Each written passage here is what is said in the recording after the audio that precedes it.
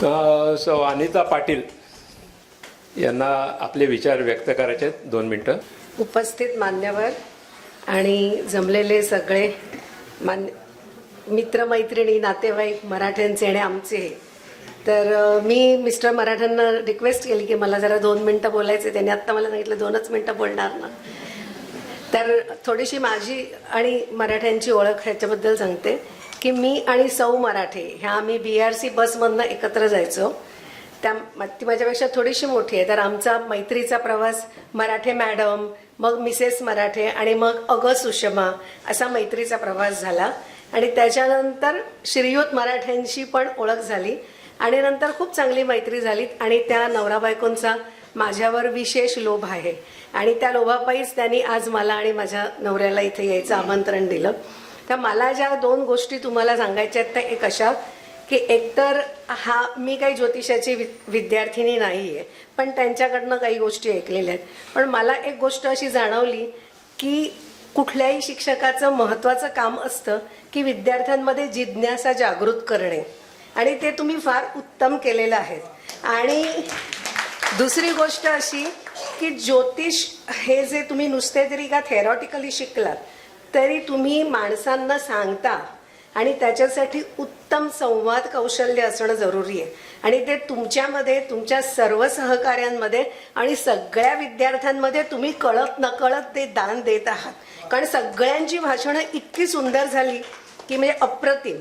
आणि तिसरी गोष्ट मला अशी जाणवली की आता जसे काळ बदलतो तसे नवीन नवीन व्यवसाय उदयाला येतात. तर तसा आताच्या काळातला एक अगदी म्हणजे द थिंग इज इन्फ्लुएन्सर आणि मोटिवेशनल स्पीकर्स. तर तुमचे सगळे विद्यार्थी आणि तुम्ही सगळे अगदी मोटिवेशनल स्पीकरच आहात आणि you can be a great influencer. कारण म्हणजे मला काही ह्याच्यातलं ज्ञान नाही आहे तरी सुद्धा असं सगळी भाषणं ऐकल्यावर एक जिज्ञासा निर्माण झाली आणि हे आपण शिकायला हवं असं वाटणं हे ह्याचा फलश्रुती आहे. आणि सगळ्यात तिसरी, तुम्ही मराठी आहात त्याच्याबद्दल काही प्रश्न नाही, पण तुमचं नियोजन हे एपिटोम ऑफ मराठी आहे हे अगदी खास सांगते. So thank you so much.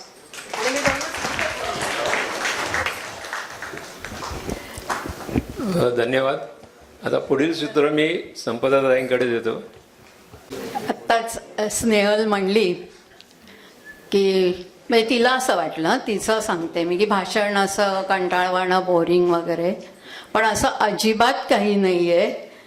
कारण इथे सगळे ज्योतिष शिकणारे, त्याच्याबद्दल प्रेम असणारे व्यक्ती आहेत, विद्यार्थी आहेत.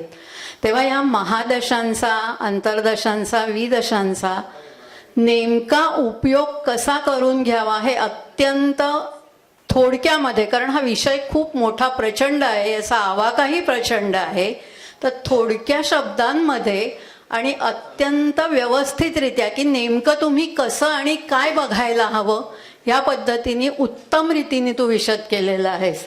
त्याबद्दल आमच्या सगळ्यांतर्फे धन्यवाद. आता आपल्या व्याख्यात्यांचाही आपण सत्कार करतोय.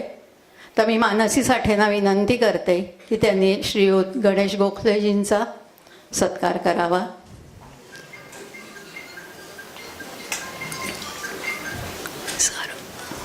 सर.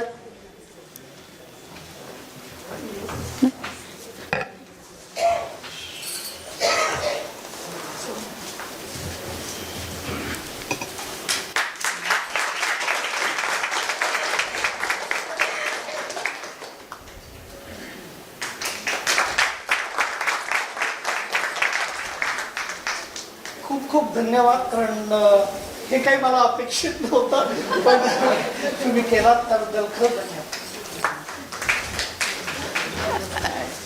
डॉक्टर गायत्री जोशी यांचाही संस्थेतर्फे मानसीताईंनी सत्कार करावा.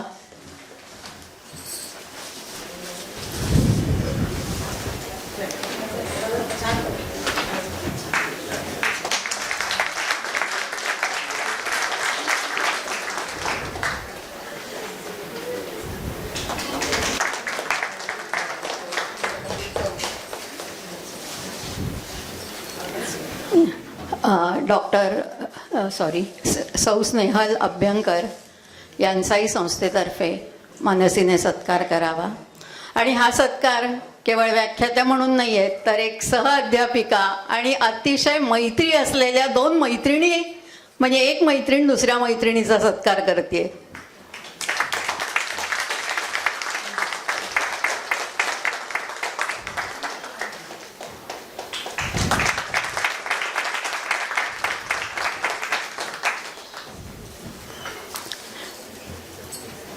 या सत्राचे निवेदक श्री सुनील साळुंके, मानस एक मिनिट, सुनील साळुंके यांचाही सत्कार करावा ही विनंती.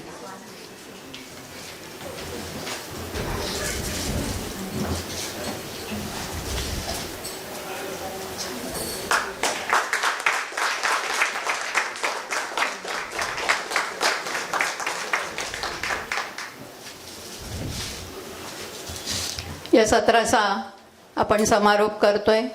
आता स्नेहभोजन, भूक लागलेली असेलच सगळ्यांना, 1:15 वाजून गेलेला आहे.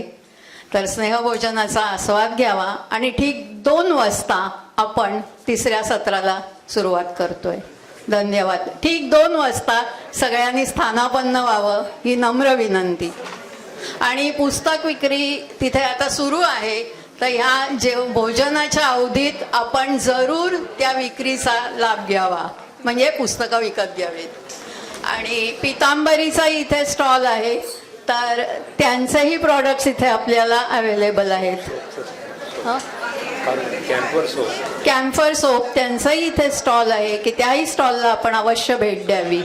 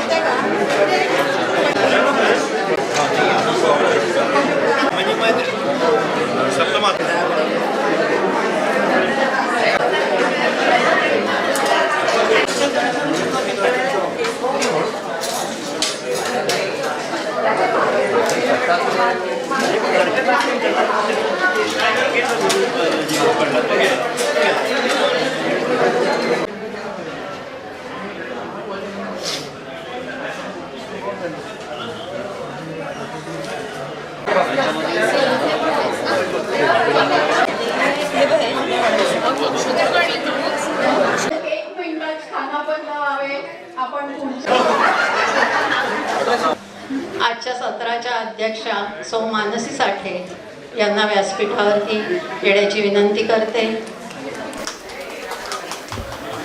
आणि या सत्राच्या सूत्रसंचालक पल्लवी नाईक यांनी वंदना शिर्के यांनी सूत्र हातामध्ये घ्यावीत अशी त्यांना विनंती करते.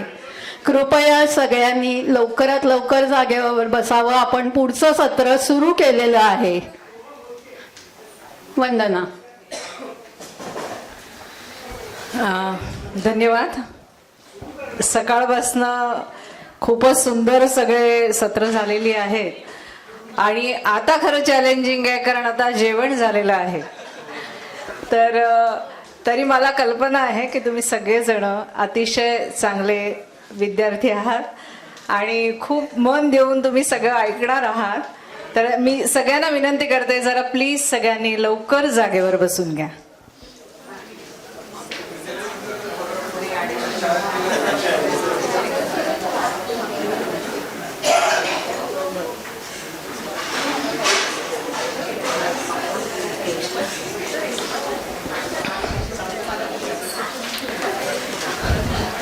सर्वांना विनंती आहे,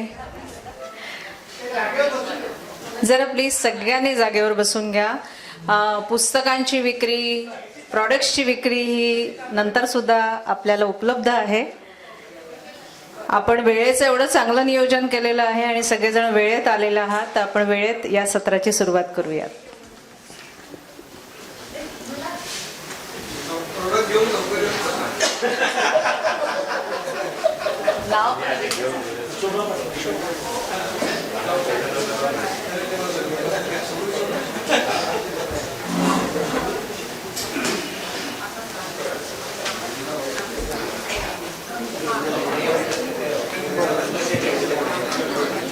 ओके.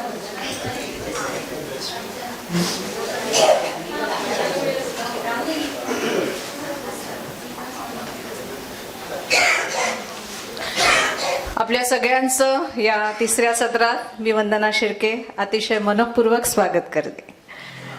तिसऱ्या सत्राची आपण सुरुवात करणार आहोत. आपल्या आजच्या या सत्राच्या अध्यक्ष आहेत सौ मानसी साठे मॅडम. आपण जोरदार टाळ्या त्यांच्यासाठी वाजवूया. त्यांच्या अनुमतीने आपण या सत्राची सुरुवात करूया. सर्वप्रथम मी सरांची भगिनी जी आहे शोभा पटवर्धन यांना विनंती करते की त्यांनी इथे यावं आणि त्यांचं मनोगत व्यक्त करावं.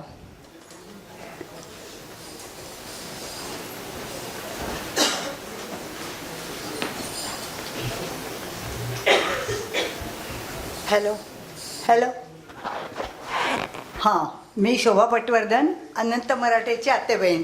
मला फक्त 2 शब्दात सांगायचे की तो आमचा इतका नातेवाईक आहे की आम्ही कुठलीही गोष्ट, त्या अगदी कुठली घरातली गोष्ट त्याला शेअर केल्याशिवाय राहत नाही आणि तोही आम्हाला तितक्याच चांगल्या पद्धतीने मदत करत असतो. म्हणजे असं काही वाटत नाही की हा इतका मोठा झालाय, आपण कसं बोलावं त्याच्याशी, असं कधीच काही वाटत नाही.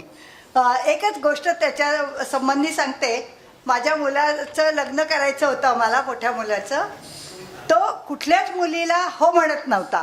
सारखं सतत ही मला पसंत नाही, ही मला पसंत नाही असंच करत होता. मग माझी आई होती तेव्हा, ती म्हणाली अगं तू हे करतेस, अनंताला तरी दाखवती पत्रिका. तर म्हटलं बरं आता तू म्हणतेस तर दाखवूया. आणि त्याला तिने दाखवलं.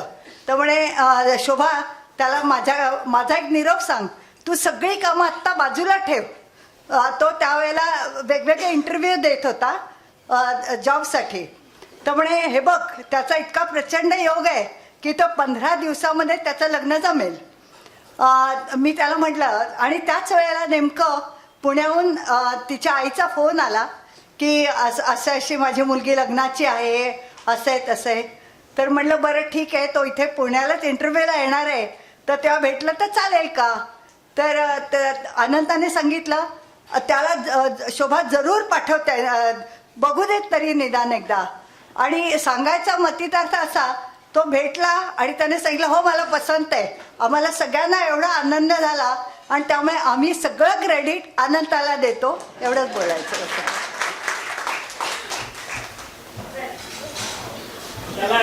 हा एक सेकंड.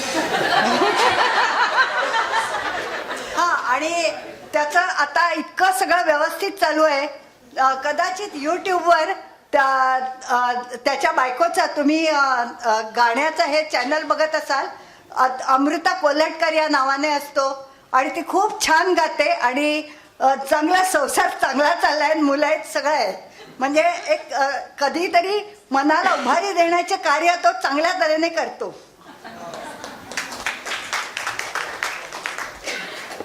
त्या आता असं म्हणाल्या की आम्ही त्याला सगळं सांगतो. पण मी खरं सांगू का, सरांच्या हातात एकदा पत्रिका दिली की त्यांना काही सांगण्याची गरजच नाही. आपण काही खरं तर लपवूनच ठेवू शकणार नाही. दुसरं मी आता विनंती करते गांगल गुरुजींना की त्यांनी इथे यावं आणि त्यांचं मनोगत व्यक्त करावं.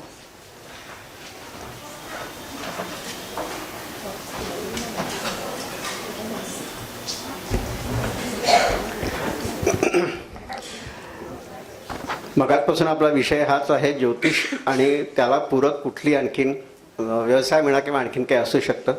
आपल्याला सगळ्यांना माहिती आहे पौरोहित्य आणि ज्योतिष हे दोन्ही एकत्र आल्याशिवाय व्यवस्थित होणारच नाही काही. पण तरी माझा एक आग्रह थोडा असा असतो की आता फेसबुकवर आम्ही जे काही बघतो, फेसबुकवर कोणीतरी एक ज्योतिषच्या याच्यामध्ये ग्रुपमध्ये टाकून देतो प्रश्न आणि ज्योतिषी काहीही उत्तरं देत असतात. माझा आक्षेप एवढाच असतो की गुरुजींनीही ज्योतिषाविषयी बोलू नये आणि ज्योतिषानेही त्याच्याविषयी बोलू नये. कारण कसं असतं, प्रत्येकाचा अभ्यास वेगळा आहे, दोन्ही पूरक आहे ते बरोबर आहे. एखादी शांत अमुक एक सांगायची म्हटली तर ती कुठली शांत आहे माहिती असायला पाहिजे. नक्षत्रांच्या सगळ्या शांती जनानाच्याच असतात असं नाही. एका ज्योतिषाने माझ्या एका यजमानाला कृत्तिका नक्षत्राची शांत करा सांगितलं. वास्तविक ती निधनाची शांत आहे, ती जननासाठी कशी करायची. बरं, ज्योतिषाने सांगितलं की ते हॅमरिंग केल्यासारखं होतं, त्यांना नाही हे करायचीच आहे. त्यांनी दुसऱ्या जो गुरुजींकडनं ते करून घेतली. त्या गुरुजींनी काय केलं मला माहीत नाही. सांगण्याचा उद्देश एवढाच की पूरक आहेत मान्य, पण दोघांचा अभ्यास तेवढा योग्य असेल ना तर बोलावं त्या क्षेत्रात. मी स्वतः ज्योतिषाविषयी काही बोलत नाही, कारण मी अगदी बिगरीत आहे त्यांच्या हिशोबाने, सरांच्या हिशोबाने, त्यामुळे मी कधीही बोलत नाही. मगाशी जो आपला विषय झाला, सगळ्यांनी निवेदन केलं की एकदा आपण अध्यापन केलं की दुसऱ्यांदा आपलं अध्ययन होतं. हे अगदी बरोबर आहे, कारण आपल्याच चुका आपल्याला कळायला लागतात, लक्षात येतात. हा अनुभव माझा खूप वेळा आलेला आहे. मगाशी एक बोलण्यात तर माझा विषय राहून गेला होता की ज्या सौभाग्यवती सुपुत्रवती भव आम्ही जेव्हा म्हणतो तेव्हा मगाशी मी सांगितलं पुत्र आणि पुत्रीमध्ये फरक नाही, लिंगभेद नाही. पण महत्त्वाचं मी म्हटलं की पुत्रांचे अनेक प्रकार दिले. त्या एका ठिकाणी 20 पुत्रांचा उल्लेख केलेला आहे की 20 पुत्र आपल्याला असतात. मग असं 20 पुत्र प्रत्येकी 5 जर म्हटले ते 100 कवर होतील की नाही. त्यामुळे गुणसूत्रांचा वाद घालून एका कपलला 100 मुलं कशी वाद घालायची काही गरज नाही. त्या कुळातले ते 100 असा अर्थ घ्यायला हवा. आम्ही लहानपणी माझे आजोबा, माझं स्वतःचं घर जे आहे, माझी 14वी पिढी माझं हेच कार्य आहे. त्यामुळे आमच्या घरातच पूर्वापासून पौरोहित्य आहे. लहानपणी आम्हाला जे आजोबांनी शिकवलं होतं ना, सगळे स्तोत्रांबरोबर हे शिकवलं होतं बरं का सर. जे आपण आता ज्योतिषामध्ये म्हणतो की 27 नक्षत्र वाटून घेताना 108 विभागताना 2.25 नक्षत्राला एक राशी येते. हे आमच्या ते पर्वचमध्ये यायचं बरं का. अश्विनी भरणी कर्तिका पादम मेषः, कर्तिका स्त्रियो रोहिणी मृगशिरार्धम वृषभः. हे आम्हाला पाठ करावं लागलं नाही, ते पर्वचमध्ये येत होतं. पण त्याचा अर्थ आत्ता कळायला लागला की ह्याचा हे सोपं आहे, ते आरे काढत बसण्यापेक्षा हे सोपं आहे. सूत्रमंत्रामुळे खूप सोपं झालं. तसं आता मगाशी जो आपला उल्लेख झाला की एकमेकाला विद्या द्यावी. पण माझ्याकडे एक विद्यार्थी आला ना, तर तो काय म्हणाला, गुरुजी आपल्याकडे विद्या लपवायचं फार आहे ना. म्हटलं का बरं. तो म्हणाला की बघा त्या अथर्व शिष्यात पण म्हटलंय इदम अथर्व शिष्यम शिष्याय न देय. म्हटलं तू आधी अशिष्य आहे, पहिला तू बाहेर हो घराच्या बाहेर. इदम अथर्व शीर्षम अशिष्याय न देयम, अशिष्याला विद्या देऊ नये हे तुला कळत नाहीये, तू पहिला माझ्या इथून बाजूला हो. तर आता बघा मगाशी आपला अमृतसिद्धी योगानं ह्या सरांनी छान म्हटलं की गुरु शिष्यामृत योग. तर कसं होतं, मगाशी म्हणत होतं की सूत्रमंत्रामध्ये इतकं छान असतं. मग त्याचा अर्थ अशिष्याने विचित्र घेतला त्याला आपण काही करू शकत नाही. एक मंत्र अगदी साधा श्लोक आहे. आदित्य हस्ते गुरुपुष्य योगे बुधानुराधा शनिरोहिणी च सोमे च सौम्यम भृगुरेवती च भौमाश्विनी च अमृतसिद्धियोग. आता हा चा दीर्घ म्हटल्याशिवाय अमृत शब्द येणार नाही ना. त्या मूर्खाने चा अमृतसिद्धियोग म्हटलं मृतसिद्धियोग झाला तो. म्हणून फार लक्ष देऊन शिकवावं लागतं की आत्ता जर आपण स्तोत्रमंत्रांचा विचार केला ना तर ज्योतिषाने नुसतं मंत्र लिहून दिला ठीक आहे, पण तो मंत्र म्हणण्याकरता शास्त्रशुद्ध उच्चार येणारा कोणीतरी शिकवावा असावं लागतं. बाजारामध्ये पेटी मिळते आहे, नोटेशनचं बुक पण मिळतं आहे, पण शिकवायला कोणीतरी समोर लागतो ना. तसं एखादा मंत्र लिहून दिला म्हणून तो लगेच वाचून येत नाही. मी सगळ्यांना सांगतो पुस्तकं मिळतात बाहेर, पण एखाद्या गुरुजींकडनं त्याची संथा घ्या. परसवर्ण उच्चार असतात त्याप्रमाणे उच्चार यावे लागतात. अगदी साधी गोष्ट बघा हां, त्र्यंबकम यजामहे आपल्याला मंत्र माहिती आहे सगळ्यांना, पण तो त्र्यंबकै यजामहे असा होईल, त्र्यंबकम यजामहे होणार नाही. याचं कारण अनुस्वाराच्या पुढे जे व्यंजन येतं त्या व्यंजनाच्या सानुनासिकाप्रमाणे उच्चार होतो. हे आपण व्यवहारात वापरतो की आपण अंगण म्हणतो, अनगण म्हणत नाही किंवा आमगण म्हणत नाही. मग अंगण का म्हटलं तर अनुस्वाराच्या पुढे ग आला ना, मग क ख ग घ ङ शेवटचा तो उच्चार अनुस्वारामध्ये येतो. तसं त्र्यंबकै यजामहे जसं संयत अभिनय आपण म्हणतो, संयम म्हणतो, संयम म्हणत नाही ना, तसं त्र्यंबकै यजामहे आलं पाहिजे. आणि त्याच मंत्रात समजा अर्ध्यावरती दम लागला तर मृत्यूवर मुक्षी य इथे थांबलं पाहिजे. मा मृतात मला अमृत मिळावं. तुम्ही म्हणता मृत्यूवर मुक्षी यमामृतात, इतके गडबड होते ना.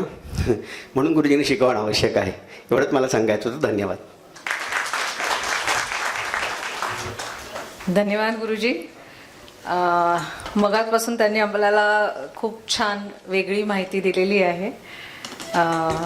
दुसरं मगाशी शोभाताई असं म्हणाल्या की तो आम्हाला खूप आशावादी ठेवतो, म्हणजे आमचा भाऊ आम्हाला खूप आशावादी ठेवतो.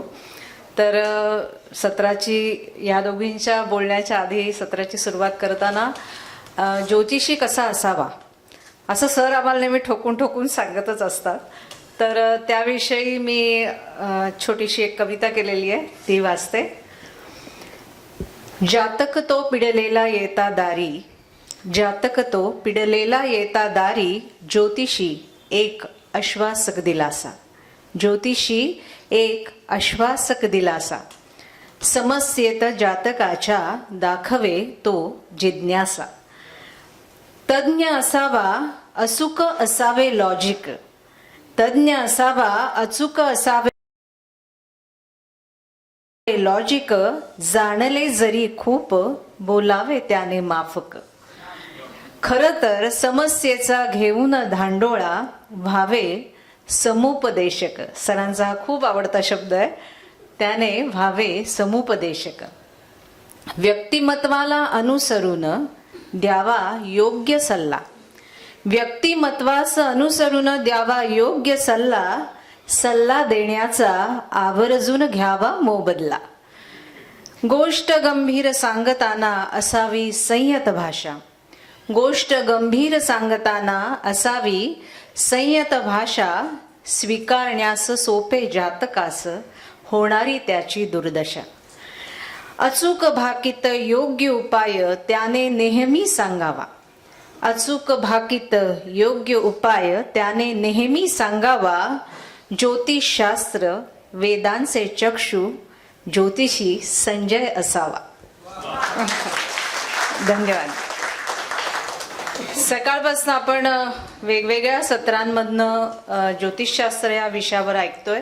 सगळ्यांचंच म्हणजे सत्र अतिशय सुंदर झालेली आहे आणि ज्योतिषशास्त्राची व्याप्ती किती आहे हे हळूहळू प्रत्येकाच्याच लक्षात यायला लागलेलं आहे.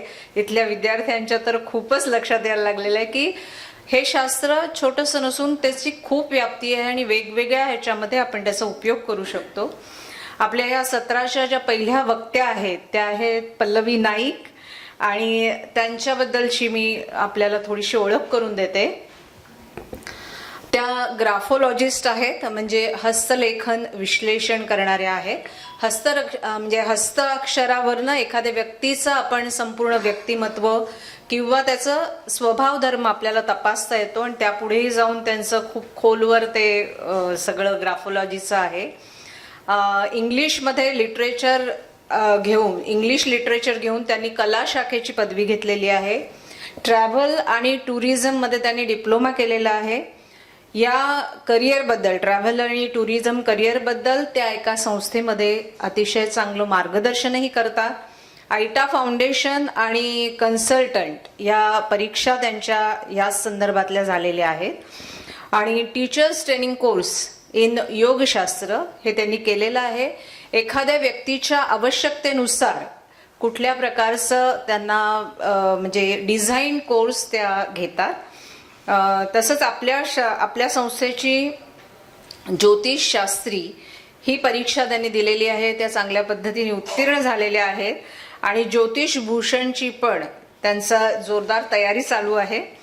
ज्योतिषशास्त्राचा वापर करून आज सकाळीच सर बोलले की ज्योतिषशास्त्राचा तुम्ही उपयोग करा आणि ज्योतिषशास्त्राचा उपयोग तुम्ही अध्यात्माकडे जाण्यासाठी कसा करू शकता ह्याचा नक्की विचार करा. तेव्हा मी त्यांना म्हटलं दुपारीच याच विषयावर आमच्याकडे बोलणाऱ्या एक वक्त्या आहेत. तर मला उमजलेला अध्यात्म योग या विषयावर आता पल्लवी नाईक आपले मत म्हणजे आपलं मार्गदर्शन करणार आहे.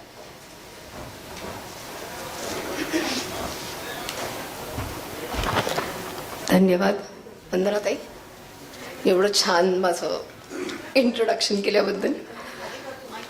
थोडासा खाली सर्वप्रथम सगळ्यांना माझा नमस्कार. आणि मराठे सर अभ्यंकर मॅडम, साठे मॅडम यांनी दिलेलं जे काही मार्गदर्शन आहे ते गेली 4 वर्ष आम्ही करतोय आणि सातत्याने नव्याने उलगडत जातोय स्वतःचे. आणि यातनंच यावेळेची परीक्षा देताना हा सुचलेला एक विषय की अध्यात्मयोग काय बरं हा योग. तर आता मी सुरुवात करते माझ्या याला. माझी ज्योतिषशास्त्राकडची जी वाटचाल आहे ती सुरू झाली बऱ्याच प्रश्नांनी. प्रश्न असे असंख्य की अरे ही व्यक्ती अशी का वागते बरं, चांगलं वागलं तरीही अशीच वागणार आहे का आपल्याशी. त्याच्यानंतर एवढंच नाही, पुढे जाऊन अरे काम चालू आहे, होतंय पुन्हा ते अडकलं कुठेतरी, हे असं सगळं चालू असायचं. त्याच्यानंतर पुढे असं झालं की ज्योतिषांना आपण पत्रिका दाखवतो ना, आईवडिलांना फार काळजी असते, मुलगी म्हटली की आणखीनच जरा जास्त काळजी असते, त्यामुळे पत्रिका दाखवली जाते. ज्योतिषी अचानक असं सांगतो की अगं तू गाडी चालवू नकोस, ते तुझ्यासाठी चांगलं नाहीये. म्हटलं अरे तो फक्त एक चौकोन आहे ना, तो चौकोन बघून त्यात काही आकडे, त्यात काही अक्षर बघून हे कसं काही यांनी मला सांगितलं बाबा. हा प्रश्न मला पडला आणि मला असं झालं की हे शास्त्र काहीतरी आहे, आपण शिकूया, यातनं काहीतरी आपल्याला गवसेल कदाचित. आणि ह्या दृष्टीने मी या शास्त्राकडे वळले असं मला आपलं वाटत राहिलं. आणि पुढे वाटचाल चालू झाली, शिकायला लागले, आवडायला लागलं, रमायला लागले आणि एक गोष्ट कळली, हे आपल्यासाठी आहे. आणि नंतर असं झालं, तो भ्रमनिरासही झाला, अरे हे घडणारच होतं की आपण इथे येणारच होतो, असं काही नाही, आपण ठरवलंय, घडणाऱ्या गोष्टी घडतात आणि त्या घडतात, ती योग्य वेळ फक्त यावी लागते आणि तो योग्य मार्गदर्शक त्या वेळेला नक्की भेटावा लागतो आणि तो जर समोर आला तर तो आपल्याला कळावा लागतो. आणि ते माझ्या बाबतीत घडलं, कारण अभ्यंकर मॅडमना मी अचानक फोन केला, अभ्यंकर काकू म्हणून, की काकू मला असं असं शिकायचं. त्या म्हणाल्या अगं मॅच चालू होती, तू चालू का करत नाहीस. कसलाही विचार नाही केला, एक तर कोविड होतं, म्हटलं जाऊ दे काहीतरी नवीन शिकायला मिळेल. आणि त्यातनं खरंच घडत गेले, बऱ्याच गोष्टी समजत गेल्या, उमजत गेल्या, स्वतःलाच नव्याने ओळखायला लागले, उमजत गेले. आणि पुढे जे घडलं ते म्हणजे स्वतःच्या आयुष्याचं उद्दिष्ट शोधण्याचं एक साधन मला सापडलं. त्यातनं थोडं उद्दिष्ट कळायला लागलं आणि हळूहळू अजून ते उलगडतच आहे असं मला वाटायला लागलं. आणि आता अजून पुढे ते उलगडत जाईल ह्याची मला स्वतःला शाश्वती आहे. आता पुढे असं विचार केलं तर ह्या सगळ्या गोष्टींचा विचार केला ना तर मन हे फार महत्वाचं आहे. सगळ्या गोष्टी तिथे येऊन थांबतात, कारण मनाने निग्रह करणं हा एक मोठा चॅलेंज आहे. हे खूप मोठं आव्हान आहे जे प्रत्येकालाच आहे, कारण रेझोल्युशन प्रत्येक जण करतं ना वर्षाच्या सुरुवातीला, ते वर्षाच्या शेवटी पूर्ण होतं की नाही हे स्वतःलाच आपण विचारूया. आता मन हे कोड आहे, खरंच ते न उलगडणारं कोड आहे. It is like a iceberg, the tip of the iceberg you see, rest is everything under the water. So मनही तसंच आहे बऱ्यापैकी. ते ज्याला उलगडलं ना तो त्या प्रवासाला डेफिनेटली लागला. दॅट इज स्पिरिच्युअलिटी और अध्यात्म जर आपण म्हटलं तर. तर आता मन कसं आहे आपलं, तर मनाचा जर विचार करायचा झाला तर आपल्या कुंडलीमध्ये चतुर्थ स्थान हे फार महत्वाचं आहे. कारण कालपुरुषाच्या कुंडलीनुसार तिथे येते कर्करास, जी चंद्राच्या आधिपत्याखाली. चंद्र म्हणजे काय आहे, चंद्र म्हणजेच मन आहे ना आपलं. चंद्राला मनाचीच उपाधी दिलेली आहे, त्याच्यावर गाणीही असंख्य बनली आहेत की नाही. चंद्र काय करतो, तो ज्याही स्थानात आहे त्या स्थानाला कुठेतरी भावनिक एक गुंतागुंत दिलेली आहे आपल्याला त्याने. पण चतुर्थ स्थानावरनं तेवढंच बघायचंय का, तर नाही. चतुर्थ स्थानावरनं काय बघायला मिळतं, तर विद्या. विद्या मग कुठची विद्या, तर प्राथमिक विद्या म्हणूया आपण. नुसती प्राथमिक विद्या नाही तर घरातनं केलेले संस्कार, आईने केलेले संस्कार सुद्धा, कारण ते मातृस्थान सुद्धा आहे. कारण चंद्र मातृकारक, जसा रवी पितृकारक तसा चंद्र मातृकारक. त्यामुळे या विद्या आपल्याला फार महत्वाच्या आहेत. आणि चतुर्थ स्थान हे मोक्ष त्रिकोणाचं प्रथम स्थान आहे, तिथूनच मोक्ष त्रिकोणाची सुरुवात होते. याचा अर्थ असा आहे का की जर मोक्ष म्हणजे चतुर्थेश समजा जर व्ययात आहे तर या व्यक्तीला मोक्ष मिळणार आहे का, तर नाही होत, असं काही घडणार नाही आता. पण तिथे जर तो पडलाय ना तर एक नक्की आहे, आपल्या आयुष्यात ती व्यक्ती अध्यात्माच्या प्रवासाला नक्की सुरुवात करेल. कारण एक गोष्ट आहे, चतुर्थावरनं अजून एक गोष्ट बघतो ती म्हणजे सुख, आणि ते सगळ्या सुखांचा तिथे आला समावेश. पण मग जर तो व्ययात बसलाय तर आपल्याला असे असंख्य प्रसंग आयुष्यात येणार आहेत ना की आपल्याला विचार करायला भाग पाडणार आहेत आणि अध्यात्माची कास धरायला भाग पाडणार आहेत ते आपल्याला, कारण परमार्थाकडे आपण जाणार आहोत तिकडनं. आणि म्हणून चतुर्थ फार महत्वाचं ठरतं ह्या वेळेस. त्याच्यानंतर या विद्या ज्या आहेत त्या ग्रहण करायच्या, ह्याचं जी बुद्धी आहे ना ती पंचमाकडे दिली आहे. आणि पंचमाचा विचार केला तर तिथे येते सिंहरास रवी, ज्याचा अधिपती. आणि रवी काय करतो, रवी सगळं लख्खपणे समोर आणून ठेवतो आपल्या. रवीचं ते एक कारकत्व आहे. आणि त्याचबरोबर जर बुद्धी तिथे तर धर्मही तिथे झाला. धर्माचा थोडासा विचार इथे मांडूया एवढाच, कारण ही बुद्धी मग ती कोणाची बरं ऐकायची, कोणा ऐकायची का, हा विचार करताना मग ती बालमनाची बघायची की एका गद्य पंचवीशीत चाललेल्या तरुणाची ऐकायची, की साठी बुद्धी नाठी असं म्हणतो आपण, त्या वयात सरणाऱ्या माणसाची ऐकायची आपण. इथे प्लीज उलटा अर्थ घेऊ नका. साठी बुद्धी नाठी याचा हा फक्त एक वाक्प्रचार जो मी इथे वापरला, पण नाही, आपल्या ऋषीमुनींनी तसं नाही केलं. ऋषीमुनींनी स्वतःच्या आचरणात बऱ्याच गोष्टी आणल्या आणि त्याचे निकष लावले. आणि नंतर शेवटी असं झालं की धर्माने जे सांगितलंय ना तो निकष, धर्माने जे सांगितलंय तेच योग्य, ह्या दृष्टीने तुम्ही त्याचे निकष मांडत जा, त्याप्रमाणे वागत जा. आणि आता काय झालंय माहिती, धर्म म्हटलं की रिलिजन म्हटलं जातं, विच इज इन इंग्लिश. पण धर्म तेवढाच नाहीये ना हो आपल्यासाठी. धर्माचं जर म्हणायचं झालं तर तो एक स्वतंत्र विषय आहे आणि त्याच्यासाठी आपल्याला अख्खं आयुष्यही कमी पडेल तो समजण्यासाठी. त्यामुळे धर्मस्थानातून पुढे मग आपण भाग्यस्थानाकडे जर गेलो तर भाग्यस्थानाचा अधिपती आहे गुरु आणि मोक्षस्थानाचाही तोच आहे. आणि जर आपण विचार केला तर कुठेतरी मोक्षस्थानाची पहिली पायरी चढायला तोच कारणीभूत आहे, तो म्हणजे गुरु. आणि तो कर्क राशीतच उच्चीचा आहे, कारण मन आणि धर्म याची सांगड तिथे घातली जाते. आता मोक्ष त्रिकोणाचं पुढचं स्थान याचा विचार केला तर ते आहे अष्टम. आधीच त्याला नाव फार गंभीर आहे, मृत्यू, ज्याला प्रत्येक जण घाबरतो कुठे ना कुठेतरी, त्याचा विचार कुठे ना कुठेतरी केला जातो. पण जरी तसं असलं ना तरी हे एक गूढ स्थान आहे. आणि अध्यात्माचा जर विचार करायचा झाला तर अध्यात्म ही गूढच आहे की, ते काय असं पटकन उलगडणारं नाहीये ना, त्याच्यासाठी बराच काळ लोटावा लागतो, आपण त्यात जातो. त्यामुळे असा विचार केला की तो शोध घेण्याचं जे स्थान आहे ना ते अष्टम स्थान सुद्धा आहे. त्याच्यानंतर पुढे आपण गेलो तर हे मूलाधार चक्राचंही स्थान आहे, जिथून कुंडलिनी जागृत होते. आणि कुंडलिनी जागृत झाली की एका गोष्टीची गरज लागते आणि ती म्हणजे गुरु, कारण त्याला बंद करणं गरजेचं आहे. आणि म्हणूनच जर आपण पूर्वीचा विचार केला तर पूर्वीचे गुरु हे तपश्चर्येसाठी इथे कुठेच थांबले नाहीत, ते रानावनात गेले, ते हिमालयात गेले. का? कारण जर कुंडलिनी जागृत झाली तर एक गोष्ट नक्की वाढते, ती म्हणजे कामवासना. आणि त्याच्यावरती बंध लावणं हे गुरुचं काम आहे. गुरु त्याच्यासाठी आपल्याला खूप मदत करतो. आणि म्हणूनच या स्थानाला जे पुढे म्हटलं जातं याला स्पिरिट अँड स्पिरिच्युअलिटी म्हणूनही म्हणतो आपण, म्हणजे आत्मा आणि आत्म्यातून निर्माण झालेलं ते अध्यात्म ह्या स्थानाशी निगडित आहे. पुढे जाऊन असा विचार केला जातो की इथे राजबरं कोणती येते, ते इथे येते वृश्चिक. आणि वृश्चिक या राशीचा जर विचार करायचा झाला, जर सरांच्या भाषेत म्हणायचं झालं तर सर म्हणतात ही रास म्हणजे असेल तर सूत नाही तर भूत, असं सर आम्हाला नेहमी सांगतात. आणि खरं आहे ते, कारण ती डंख मारत असते सदान कदा, विंचू कसा असतो तशी ती डंख मारत राहते. पण हीच रास आध्यात्मिक उंचीसाठी फार महत्वाची आहे.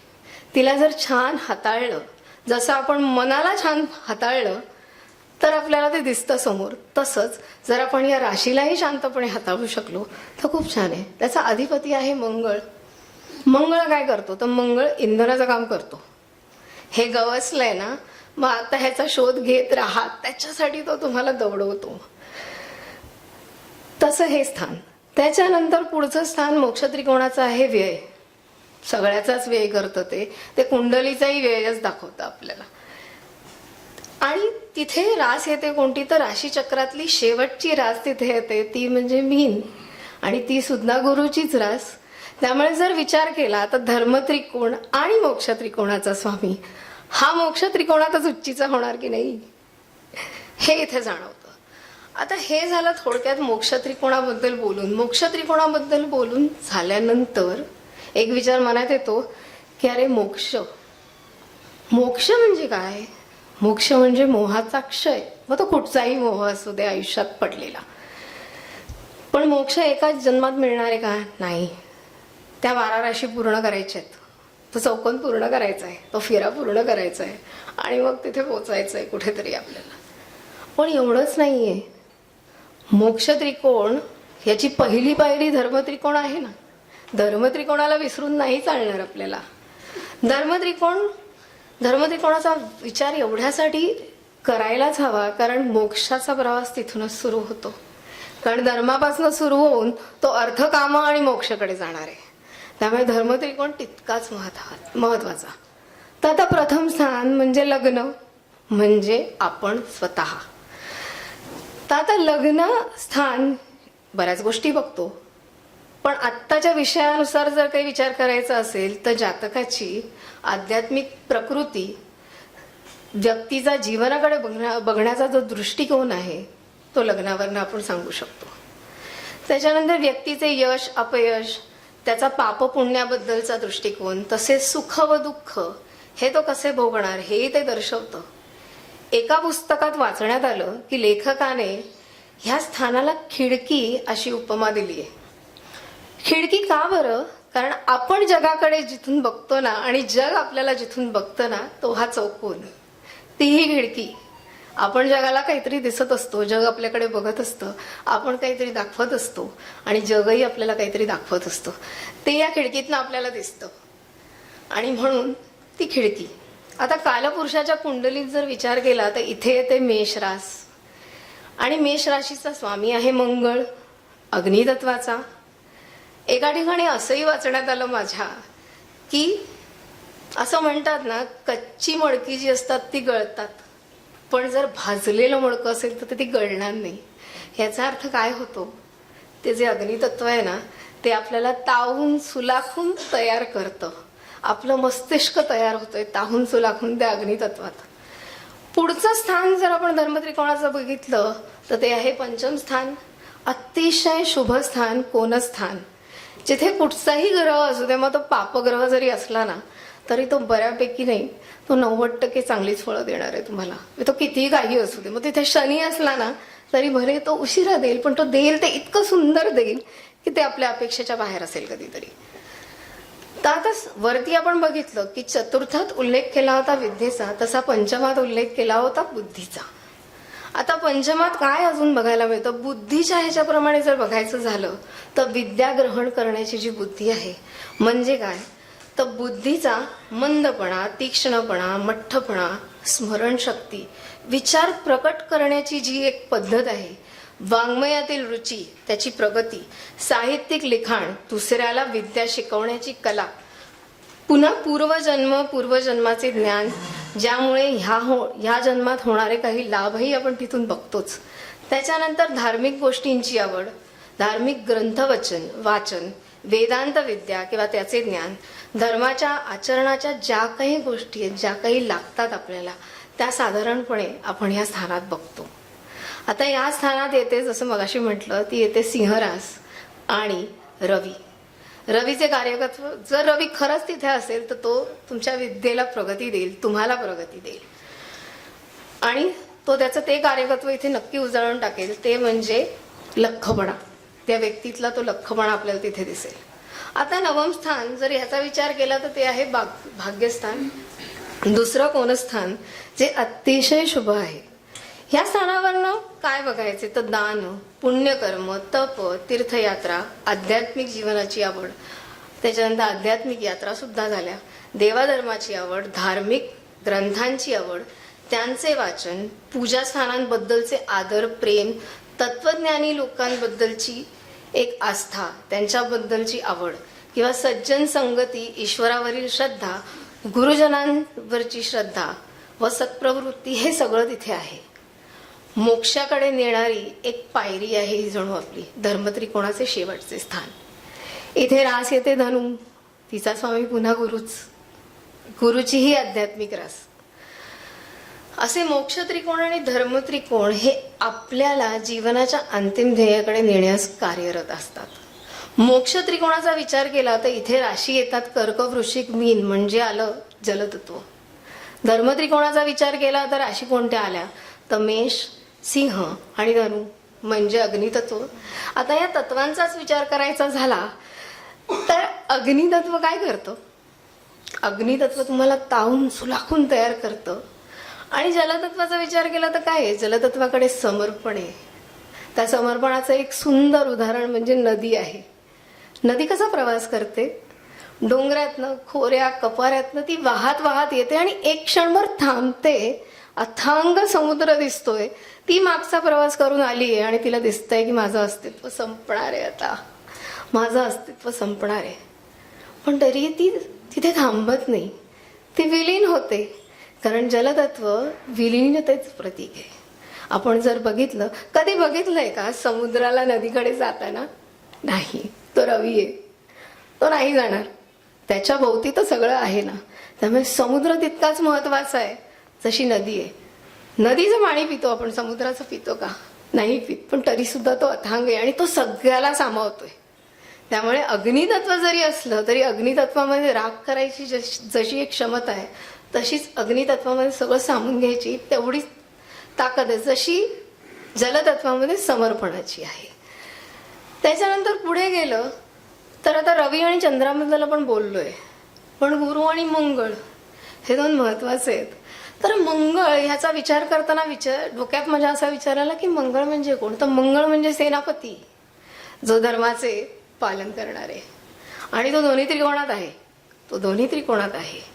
मेष धर्म पालन करायचंय आणि वृश्चिक तो धर्म त्रिकोणाला इंधन देणार आहे की इथून पुढे वाटचाल करायला सुरुवात कर, तुझी वाटचाल पुढे होणार आहे. आणि गुरु हा दोन्हीकडे आहे, कारण तो दोन्हीकडे गरजेचा आहे. धर्मातही तेवढाच तो गरजेचा आहे, कारण गुरुशिवाय काहीच शक्य नाही. गुरुशिवाय आपल्याला काहीच मिळू शकत नाही. कारण भगवंतानीही एक अधिकार गुरुलाच दिलाय, ते म्हणजे आपले प्रारब्ध बदलण्याचा. भगवंताने हस्तक्षेप करत, गुरुच हस्तक्षेप करू शकतो कुठेतरी जाऊन. त्याच्यानंतर त्यामुळे अग्नितत्व हे वृक्ष जरी असलं तरी धर्म सुद्धा वृक्षच वाटतो ना. पण तो जेव्हा त्याचं पालन करायला लागतो तेव्हा तो ओढायला लागतो. आणि जलतत्व हे समर्पणाचं. तर आता धर्मत्रिकोणाचं हे संपवताना एक वचन आहे जे आत्ता रूढ आहे आणि जे आत्ता खरंच गरजेचं आहे. धर्मो रक्षति रक्षतः. जो धर्माचे रक्षण करेल त्याला धर्म नक्कीच एक संरक्षण कवच देईल. आणि त्याचप्रमाणे इथे मला फक्त तुकाराम महाराजांची कुंडली फक्त 1-2 मिनिटात मला त्याच्यावर बोलायला आवडेल. कारण त्यांची कुंडली जेव्हा माझ्या डोळ्यासमोर आली ती मीन लग्नाची आहे. त्याच्यात मंगळ आणि चंद्र आहेत. मीन लग्न म्हटल्यानंतर आपण सगळेच ज्योतिषी आहोत. आपल्याला हे लक्षात आलं असेल की पंचम आणि नवम इथे चंद्र आणि मंगळ आहेत. ते दोन्ही त्यांचे धर्मत्रिकोणात आहेत. धर्मत्रिकोणाचे समय धर्मत्रिकोणातच गेलेत. पण त्यांचा लग्नेश हा व्ययात गेलाय. त्यामुळे जर आपण बघितलं त्यांच्या आयुष्याचं काय झालं तर वैराग्य तर आलंच ना, पण हानी झाली ना, आर्थिक हानी त्यांना सोसावी लागली कुठेतरी. कारण शनीची दृष्टी आहे त्या गुरुवर.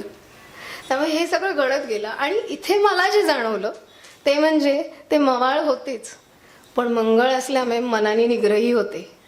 आणि हर्षलाशी जो लाभयोग इथे होताना मला दिसला, तिथे मला असं जाणवलं की त्या गाथा ज्या त्यांना नदीत बुडवाव्या लागल्या त्या ते करू शकले. ते अचानक घडलेली गोष्ट होती जे हर्षलाच्या अंमलाखाली आहे.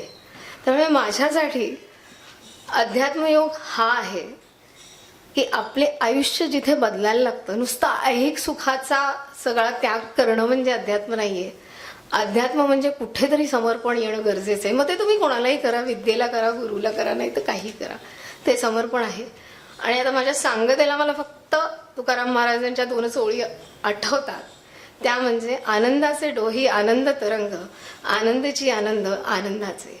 ह्याप्रमाणेच मला असं वाटतं धर्मत्रिकोणावरनं मोक्ष त्रिकोणाची जी वाटचाल आहे ती अर्थ आणि कामं यातनं करायची आहे.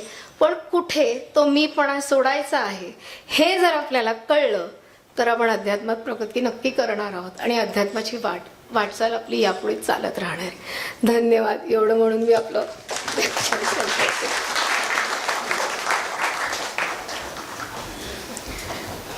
आपले आध्यात्मिक गुरु आणि ग्रहगुरु या दोन्हीचं महत्त्व त्यांनी अधोरेखित केलेलं आहे. आणि अतिशय सुंदर उदाहरण जे नदीचं दिलं, तर नदी जी कडे कपाऱ्यातनं अशी येते, जेव्हा ती मागे बघते तर आपण असे आलो, असा आपला प्रवास झाला, पण तिच्यासमोर अथांग समुद्र असतो आणि ती बिनदिक्कतपणे त्याच्यात एंट्री करते, कारण तिला माहिती असतं की आता परत नदी होणं नाही, आता फक्त आपण समुद्र होणंच आहे. ती विशालता ती पण स्वीकारते आणि ती त्या विशालतेत विरून जाते. तर मोक्ष कुठेतरी मला वाटतं असाच असतो, कारण परत जन्म नाही. Thank you so much. आपल्या आजच्या या सत्राच्या ज्या अध्यक्ष आहेत सौ मानसी साठे मॅडम, या आता आपल्याला मार्गदर्शन करणार आहेत. तत्पूर्वी मी त्यांची छोटीशी ओळख मला वाटतं मगाशी त्यांच्या बोलण्यातनं पण झालेलीच आहे, पण तरीसुद्धा मी परत एकदा त्यांची छोटीशी ओळख करून देते. त्यांनी टेक्स्टाईल डिझाईनमध्ये डिप्लोमा केला आहे. ज्योतिष विशारद आणि ज्योतिष भास्कर या त्या आहेत आणि ज्योतिष पंडित या पदवीसाठी त्यांचा अभ्यास सध्या चालू आहे. प्रथमेश ज्योतिष संस्थेतच त्यांनी त्यांचं सगळं अध्यापन केलेलं आहे. ज्योतिषशास्त्राच्या विविध विषयांवर मार्गदर्शनही त्या करतात, पण एवढ्यावरच न थांबता त्यांनी ज्योतिषशास्त्राला पूरक अशा अनेक विषयांचा अभ्यास केलेला आहे आणि त्यामध्ये न्यूमरोलॉजी आहे, डाउझिंग आहे, रत्नशास्त्र आहे, टॅरो कार्ड रीडिंग आहे, तसंच पुष्पाौषधी उपचार या सर्व विषयांचा समावेश त्याच्यामध्ये आहे. आणि मार्गदर्शन मी जसं म्हटलं की त्यांचं चालूच आहे. तर ज्ञानाचा जो त्यांचा प्रवास आहे, ज्ञानग्रहणाचा, तो त्यांचा आजही चालू आहे. कारण त्या मगाशीच असं म्हणाल्या की मी जेव्हा मुलांना किंवा विद्यार्थ्यांना शिकवते तेव्हा मी स्वतः खूप शिकत असते. त्यामुळे त्यांचा ज्ञानग्रहणाचा हा यज्ञ आजही चालू आहे. विवाह व मेडिकल ट्रीटमेंटने संतती योग हा या विषयाचा त्यांचा विशेष अभ्यास आहे आणि त्याचा लाभ अनेकांनी घेतलेला आहे. फलज्योतिष अभ्यास मंडळ आणि शिवपार्वती प्रतिष्ठानतर्फे प्रसिद्ध झालेल्या विवाह व संतती योग आणि कालमापन या ग्रंथांमध्ये लेखनाचा त्यांना अनुभव आहे. तसंच त्यांनी दिवाळी अंकांमध्ये सुद्धा भरपूर लेखन केलेलं आहे. आपल्या संस्थेच्या माध्यमातून त्या व्याख्यानं तर देतातच, पण आपल्या संस्थेच्या मगाशी त्यांनी जसं सांगितलं की ज्योतिष प्रबोधन, संबोधन आणि शास्त्री या परीक्षांच्या ज्या उत्तरपत्रिका आहेत त्या तपासण्याचा अनुभव त्यांना प्रचंड आहे. आणि त्याचबरोबर आपल्या सगळ्या विद्यार्थ्यांना मार्गदर्शन करण्याचं कामही त्या नेहमीच करतात.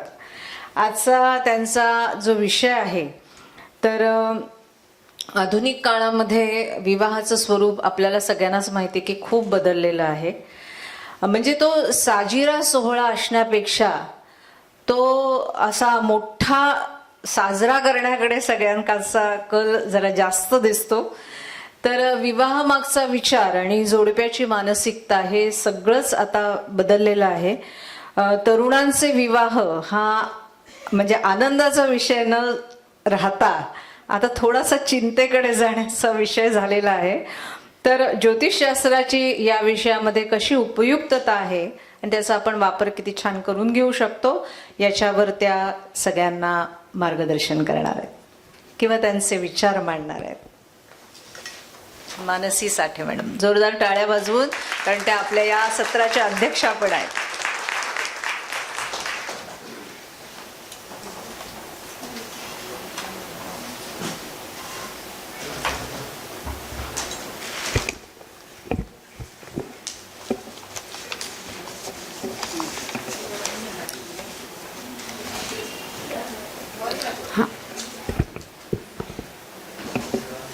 धन्यवाद वंदना. मलाच परत नव्याने ओळख झाल्यासारखं वाटलं, कारण माझं मूळचं शिक्षण वेगळं आणि ज्योतिषशास्त्रातलं शिक्षण हेच आता माझं प्रोफेशन झालं आहे. त्यामुळे मलाच जरा परत मागे वळून बघितल्यासारखं झालं. आज सकाळपासून चालू असलेल्या सत्रांमध्ये मला एक जाणवलं की आपले विद्यार्थी म्हणजे आता विद्यार्थी नाही, ते आता ज्योतिष आहेतच, पण ते कवीसुद्धा कसे आहेत हे मला आज नव्याने कळलं. आणि त्यांनी ज्या समर्पक ओळी लिहून आणल्या म्हणजे गायत्री जोशी आणि वंदना शिर्के दोघींचंही काव्य ऐकल्यावर त्यांचा आणखीन एक कलागुण नजरेसमोर आला. हे मात्र खूप छान झालं. नंतर आता पल्लवी नाईक, आत्ता जिचं आपण व्याख्यान ऐकलं, मला उमजलेला अध्यात्मयोग.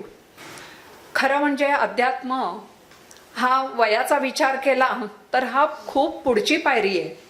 पण तिचं वय बघता तिची विद्यार्थी दशा असं ती म्हणते, पण तिचा जो पेपर मी तपासला ज्योतिषशास्त्रीचा, त्याच्यामध्ये पण तिने अध्यात्मयोगावर खूप सुंदर विवेचन केलंय. आणि आत्ता तीच परिणिती मला व्याख्यानात पण आढळली. अतिशय समर्पक उपमा देऊन उत्तम शब्दप्रयोग वापरून श्रोत्यांना मंत्रमुग्ध केलं आणि खरोखरच आनंदाच्या डोहात आनंदाची वाटणी केली, असं मी तिच्या व्याख्यानाबद्दल म्हणू शकते. पल्लवी, तुझं खूप कौतुक. आणि जसं आमच्या संस्थेचं उद्दिष्ट आहे की उत्तम ज्योतिषी तर व्हायला पाहिजेच, म्हणजे सुरुवातीच्या परीक्षांपासून 10 गोष्टी अपेक्षित असल्या तरी 2च गोष्टी आल्या पाहिजेत, त्यासुद्धा बरोबरच आल्या पाहिजेत. आणि मग हळूहळू त्याच्यात अनुभवाने भर पडते. चुकीची गोष्ट शक्यतो जाऊ नये हाच एक प्रयत्न आपण ज्योतिषी बनताना केला पाहिजे.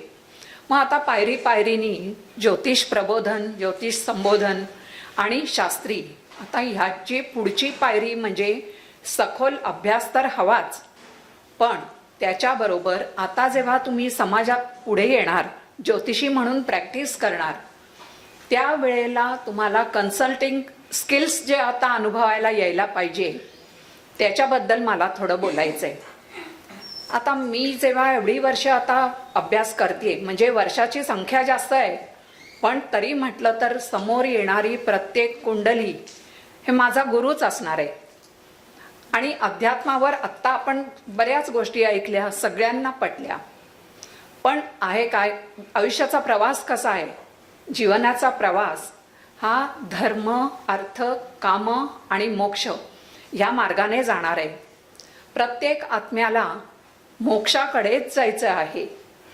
पण गंमत अशी आहे की धर्म आणि मोक्ष याचा विचार हा सर्वसामान्य माणूस कधीच करत नाही, कारण ह्या सगळ्या म्हातारपणच्या किंवा उतार वयातल्या गोष्टी आहेत.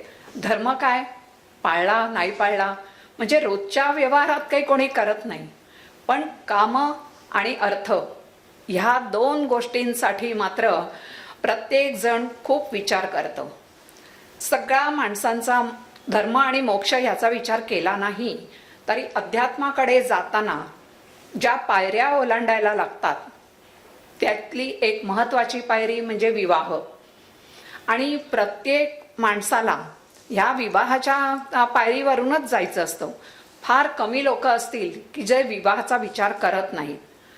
तर त्यामुळे मी असा विचार केला की आता आपल्याला इथपर्यंत शिकवलं आणि मीही शिकत गेले प्रत्येक वेळेला, पण तरीही येणारा प्रत्येक जातक हा कसा विचार करतो आणि ज्योतिषी म्हणून समाजात वावरताना आपण कशी उत्तरं त्यांना द्यायला पाहिजे, ती सुद्धा आपल्या शास्त्राचे नियम सगळे अभ्यासून आत्ताच्या काळात त्याची सांगड कशी घालायची हे जर आपल्याला समजलं तर हे आपलं ज्ञान हे सत्कारणी लागेल.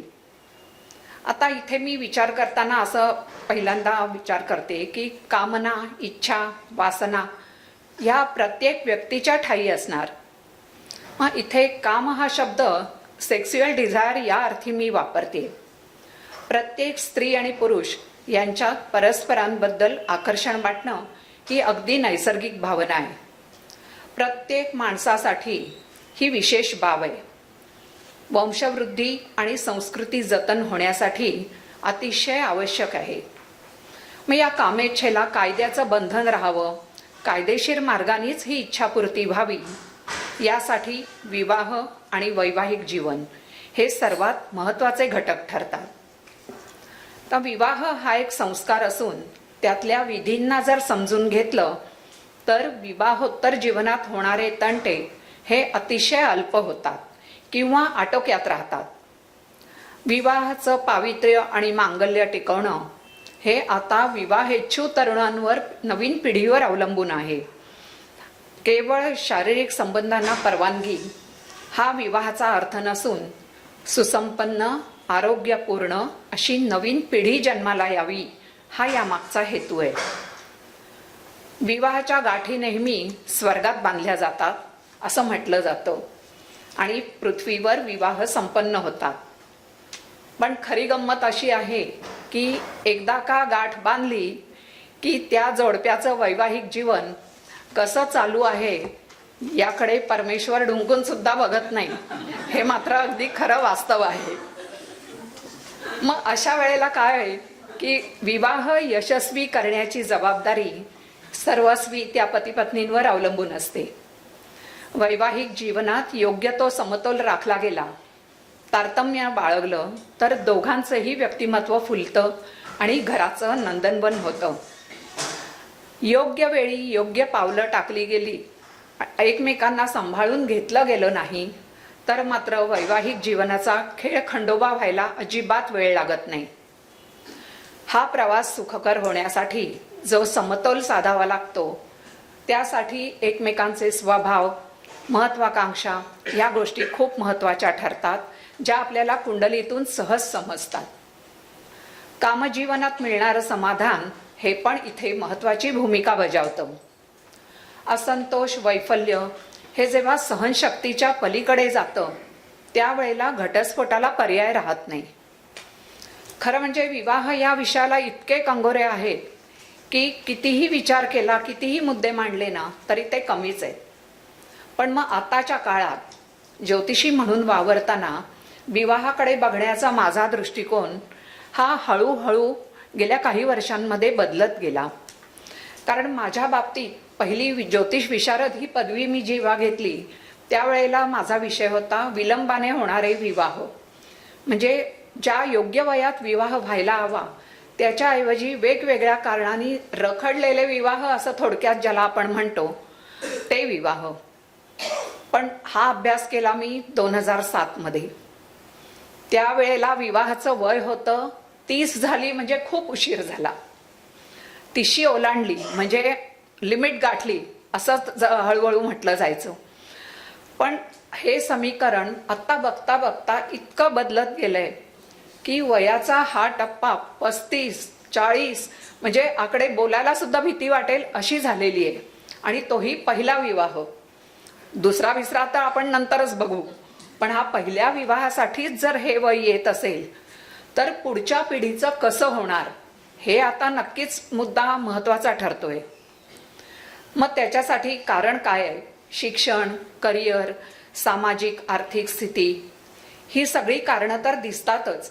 पण सगळ्यात मोठं कारण जे आत्ता जाणवतंय, साधारण आपण आपल्या मुंबई पुण्यासारख्या शहरांमधला विचार करू किंवा सुशिक्षित पिढीचा विचार करू त्यावेळेला असं दिसतं की एकमेकांबद्दलच्या इतक्या अपेक्षा वाढलेल्या आहेत की मला असा वर हवा, अशी वधू हवी. ह्यामध्ये खूपच स्वरूप बदललंय. त्यातून विवाह समारंभाचं समारंभ हा विषय न राहता इव्हेंट झालेला आहे आणि त्यात होणारा वारेमाप खर्च त्याच्याशी निगडीत ह्या गोष्टी आहेत. आणि कुठल्या ना कुठल्या कारणाने विवाह हा प्रश्न इतका ज्वलंत झालाय की मग अगदी खालच्या लेवलची सुद्धा लोक असतील किंवा अतिशय सुशिक्षित मोठी सगळ्या दर्जातली लोक असतील, पण तरीही खूप सहज, सोपं आणि सुखी वैवाहिक जीवन पदरात पडलंय. अशा लोकांची संख्या म्हणजे फार शोधावी लागेल आता. मग त्याच्यामध्ये प्रेमविवाह पण येतात, ठरवून झालेले, आंतरजातीय, आंतरधर्मीय, सगळ्या प्रकारचे विवाह आपण विचार करू शकतो. वधूवरांच्या प्रोफाईलचं स्वरूप तर इतकं बदललेलं आहे की विवाह या विषयावरच्या त्यांच्या आणि त्यांच्या पालकांच्या, म्हणजे मुलांचे असू देत नाही तर मुलींचे असू देत, ह्या 4 माणसांच्या अपेक्षा इतक्या वेगळ्या होत गेल्यात की आता काउन्सिलिंग करताना नुसतं मुलांना आणि मुलींना न सांगता त्यांच्या घरच्यांना पण काउन्सिलिंग करायची वेळ आली आहे. मग आता यात ज्योतिषशास्त्राचा संबंध आजच्या काळात कसा लावायचा?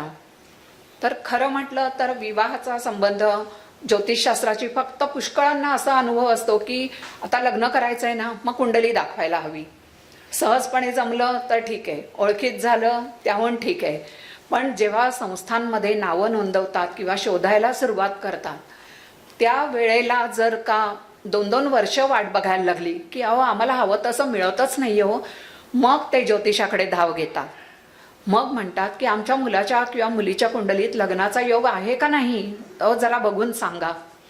मग त्यांना आम्ही सांगतो की जरा आम्हाला वेळ द्या.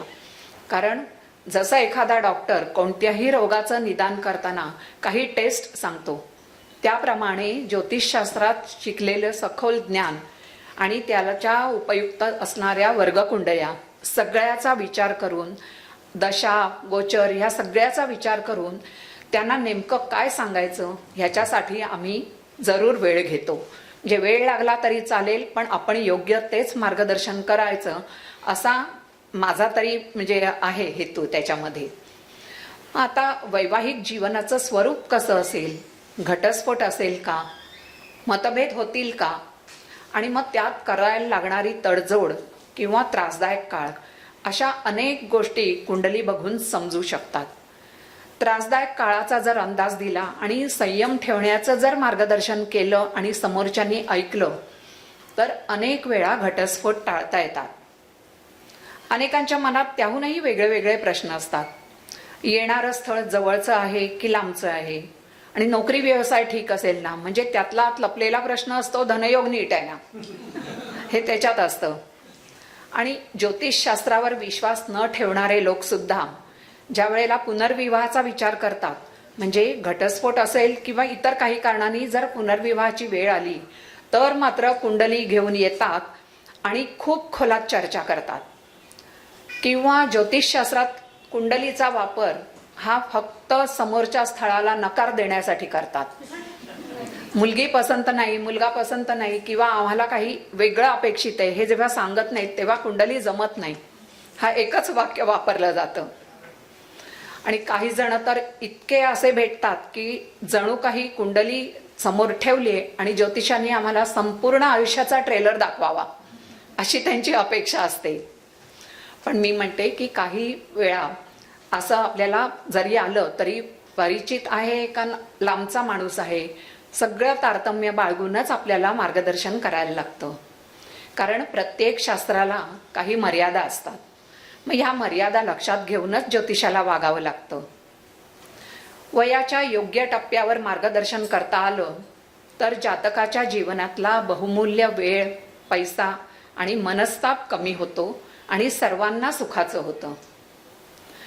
कुंडलीचा अंदाज घेऊन बांधलेले आडाखे पुष्कळदा अचूक ठरतात. कारण जातकाला त्याची स्वतःची कुवत आपण योग्य शब्दात समजावून देऊ शकतो आणि त्यानुसार त्यांच्या अपेक्षा त्यांनी ठेवाव्यात असं सांगितलं की त्यांना पण वास्तव स्वीकारणं योग्य ठरतं. ज्योतिषशास्त्राच्या उपयुक्ततेचा विचार करताना पुढील गोष्टी महत्त्वाच्या ठरतात की विवाहाचा योग आहे का, मग त्यासाठी अनुकूल वेळ कोणती, योग्य काळ कोणता, आणि योग्य वयात विवाह झाला तर संतती पण योग्य वयात होते. मग त्यासाठी माझा जो पुढचा विषय होता ज्योतिष भास्करचा, मेडिकल ट्रीटमेंटने संतती, त्या अभ्यासाचा मला गुणमेलन करायच्या वेळेलाच उपयोग होतो. कारण गुणमेलन करताना एखाद्या मुलीच्या कुंडलीत या बाबतीत जर त्रास दिसला तर मला त्यांना अगोदर सूचना देता येते. मग आताच्या पुष्कळ मुली करिअर करणाऱ्या आहेत, मग त्यांना संतती नियोजन करण्यासाठी ऑफिसचा, करिअरचा, प्रमोशनचा, परीक्षांचा असा वेगवेगळ्या प्रकारे उपयोग करायचा असतो. त्यासाठी ज्योतिषशास्त्र हे त्यांना अतिशय मार्गदर्शक ठरतं. मग जोडीदाराचं वास्तव्य जवळ असेल की लांबचं, हा पहिला प्रश्न. कोणत्या दिशेचा जोडीदार मिळेल हा सर्रास येणारा प्रश्न आहे. त्यामुळे आता अशा ह्या सगळ्या मुद्द्यांचा अभ्यास आपल्याला करायलाच लागतो. आणि येणाऱ्या जातकांमध्ये परदेशात गेलेल्या मुलामुलींचा प्रश्न तर आणखीनच वेगळा आहे. कारण वास्तव्य एकत्र नसल्यामुळे त्यांचा आईवडिलांशी किती सुसंवाद असेल त्यावर ते ठरतं. सगळ्यांना संभ्रमात टाकणारा हा मोठा प्रश्न असतो. आई वडिलांच्या अपेक्षा आणि मुलांच्या अपेक्षा यात प्रचंड तफावत दिसते. आणि खरं सांगायचं तर अनेक गोष्टींचा उलगडा खरं म्हणजे ग्रहस्थितीच्या आधाराने बऱ्यापैकी करता येतो. दूर वास्तव्य असेल तर फोनवर, झूमवर अशा सोशल मीडियाचा वापर करून संपर्कात आणता येतात. आपण जेव्हा एखादी कुंडली विवाहासाठी समोर आली की बघतो, विवाह योगाचा विचार करत असतो, त्यावेळेला माझ्यासमोर पालकांच्या खूप वेगळ्या वेगळ्या प्रतिक्रिया आल्यात.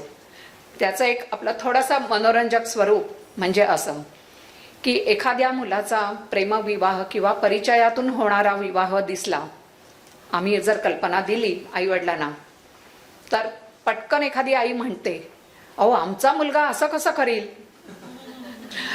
त्यांना अनपेक्षित असलेली गोष्ट असते ना ती, त्यामुळे ही प्रतिक्रिया येते. एखादी मुलाचं लग्न करणारी असेल, दोघं आलेली असतील, आई वडील दोघंही येतात बरेचदा, कारण घरी जाऊन काय एकमेकांना सांगतील खरंच भरोसा नाही. त्यांची अपेक्षा असते, मला सून गोरी, सुंदर आणि शिवाय गृहकृत्य दक्ष हवी. करिअर तर हवंच, कारण सांगायला या सगळ्या गोष्टी खूप छान असतात.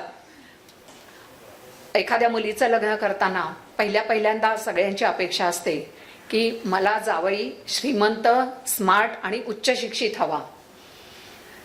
त्यात नंतरचा प्रश्न येतो, मुलांचं वास्तव्य भारतात असेल का परदेशात, मग एकत्र फॅमिलीत राहतील का वेगळे राहतील. अजूनही आपल्याकडे हा प्रश्न मात्र आहेच. त्याहूनही पुढे हळूहळू ज्योतिषशास्त्रात शिरतात येणारे जातक आणि मग विचारतात, अमुक राशीला तमुक राशीची मुलगी चालेल का. म्हणजे नक्षत्र वगैरे बघातात किंवा चंद्र नक्षत्राचे गुण असतात हे त्यांच्या माहितीत नसतं. आणि मग शक्यतो कन्या रास नको, फार चिकित्सा करतात. हे चिकित्सा करणारेच लोक मला सांगतात. आणि मी तर एका संस्थेच्या फॉर्ममध्ये असा पण एक कॉलम वाचला की माहिती जेव्हा लिहिली जाते स्थळाची, त्यावेळेला एका कॉलममध्ये अशी माहिती विचारली गेली की पूर्वी काही ब्रेकअप झालाय का किंवा ठरून मोडलाय का वगैरे, असं म्हणजे त्या प्रश्नाचं स्वरूप होतं. आता वयाचा जर 30-35च्या पुढे जर असेल टप्पा, तर आत्तापर्यंत कोणीच आवडलं नाही असं कधी होतं का. खरंच नाही होत. पण सांगण्यासारखं असेल तर ते स्थळांनी मोकळेपणी सांगावं, हीच त्याच्या मागची इच्छा आहे. पण ती माहिती जरी वाचली ना तरी आजकाल अशी गमत आहे की कोणाला काही खटकतच नाही. म्हणजे हे ग्रँटेड धरून लोक चालतात की काहीतरी झालं असेल, इथून पुढे कसे नांदतील हे सांगा. मग आता आपलं या दिवसांमध्ये हे काम आहे की इथून पुढच्या ग्रहदशा, गोचर ह्याचा विचार करून मग आपण त्यांना सल्ला द्यायचा. कुंडलीतला मंगळ दोष हा एक मोठा आहे. काहींना येणाऱ्यांना तर मंगळ म्हणजे काय माहीत नाही, मंगळ दोष कशाला म्हणतात. आता मंगळ दोष हा शब्द जेव्हा वापरतात तो नक्कीच काहीतरी त्रासदायक हे गृहीत धरतात. पण मला सांगायला खरंच छान वाटतंय की आपल्या क्लासमध्ये कुंडलीतला मंगळ दोष म्हणजे करिअरशी त्याची सांगड कशी घातली जाते हे आपण खरंच छान शिकवतोय. आणि त्याचा वापर आजच्या करिअर करणाऱ्या मुलींना, मुलांना नक्कीच व्हायला पाहिजे. पण आपण कसं सांगतो त्यावर सगळं अवलंबून आहे. वधूवरांची लग्नरास चंद्ररास ही जेव्हा एक असेल तेव्हा भविष्य काळात पुढील कालखंड संभाव्य परिणाम त्याचे सांगता येतात. 7.5 किंवा त्रासदायक कालखंड म्हणजे डय्या वगैरे पण हा सगळा असतो, पण हे सर्वसामान्य लोकांना त्यांना फक्त काळाचा अंदाज देऊन सांगता येतो. त्याच्याही पेक्षा आणखीन एक महत्त्वाचा प्रश्न समोर येतो, तो म्हणजे एक नाडी. तर आता मगाशी आपण लेक्चरमध्ये ऐकलं की नाडी म्हणजे वात, पित्त, कफाशी संबंध आहे, बाकी कशाशीही नाही. आणि ते प्रकृतीसाठी, निरोगीपणासाठी म्हणून ते आपण बघतो. पण ती कशाला विचारात घ्यायची, मग त्याच्याऐवजी ब्लड ग्रुप बघितला तर काय होईल, हा प्रश्न तर समोर येतोच. मग आता त्यांना तेही सगळं सांगावं लागतं. म्हणजे थोडक्यात येणाऱ्या जातकाशी जवळजवळ क्लासमध्ये शिकवतो अशीच शिकवणी माझी चालू असते. कारण ते सांगणं आवश्यक आहे, कारण त्या गोष्टी पूर्ण पुढच्या काळात त्यांना कशा उपयोगी पडतील याचा विचार आपण करतो, त्यांना हळूहळू करायला लावतो. आंतरजातीय जोडीदाराची शक्यता असेल तर त्याचे फायदे तोटे सांगता येतात. सध्याच्या काळात अशा गोष्टींना विरोध करणाऱ्यांनी खूप नीट खोलात जाऊन विचार करावा. गोष्टी खूप वेगळं वळण घेऊ शकतात, कारण कुंडलीतले ग्रह हे त्यांचा परिणाम दाखवल्याशिवाय राहणार नाही. मग अशा वेळेला आंतरधर्मीय विवाह, पळून जाऊन विवाह या घटना ज्या घडत असतात त्याला योग्य वळण आपल्याला देता येतं. योग्य वेळी सावधगिरी बाळगता येते आणि फसवणूक टाळता येते. घटस्फोटाची प्रकरणं तर आता पावली आपल्याला आजूबाजूच्या कुटुंबांमध्ये दिसायला लागलेली आहेत. मग त्यानंतर पुनर्विवाहाचा जेव्हा विचार होतो तो योग्यच आहे, पण एखादं मूल असलं तर पुनर्विवाहाचा विषय हा खूप वेगळ्या स्वरूपाने समोर येतो. ह्या मुलांचाही विचार आपल्याला तेवढाच करायला लागतो. आजकाल या मुलांची संख्या लक्षणीय दिसायला लागलेली आहे. हीच मुलं उद्याच्या भारताची नागरिक होणार आहेत. त्यांच्यावर सुसंस्कार होणं अतिशय आवश्यक आहे. त्यासाठी पुनर्विवाह करताना खरोखरच व्यवस्थित अभ्यास करून त्यांना थोडं मार्गदर्शन वेगळ्या पद्धतीने करायला लागेल.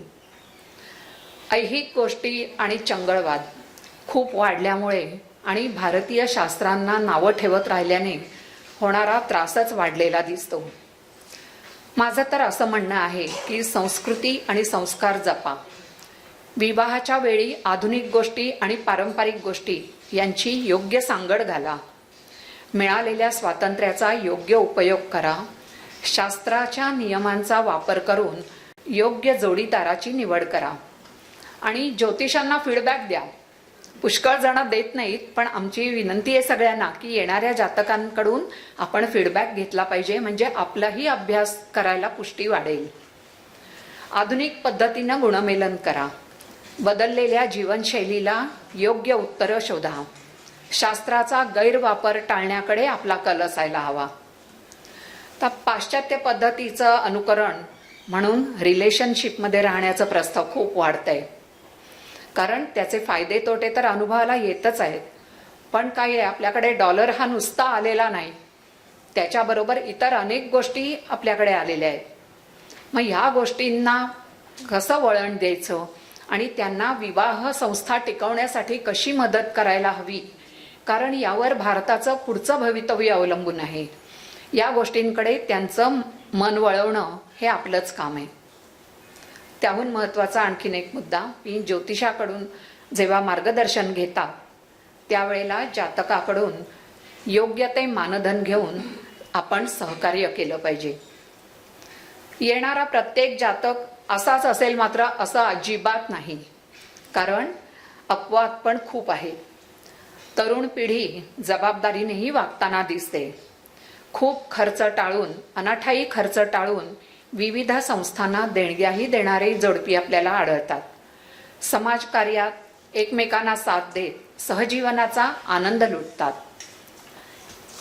या विषयावर मी जर आणखीन बोलायचं ठरवलं तर आपल्याला खूप मुद्दे आहेत आणि आपल्या समोर असलेले सगळे ज्योतिषप्रेमी मतं मांडण्याची संधी मिळाली तर खूप जण बोलायला तयार होईल.